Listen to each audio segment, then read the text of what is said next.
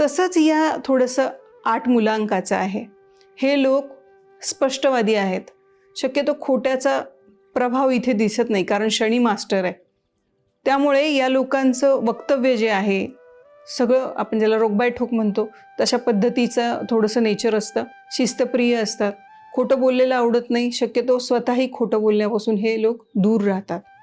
जिथं खोटं बोलायची वेळ येते तिथे ते तोंडच उघडत नाहीत किंवा ते तिथून माघार घेतात. कुठल्याही अशा गोष्टी करत नाहीत की जिथे आरोप प्रत्यारोप होतील किंवा एखाद्याचं नुकसान होईल. शक्यतो अशा गोष्टी हे लोक करत नाहीत. या गोष्टींपासून हे दूर राहतात. कमालीचे मेहनती असतात हे लोक.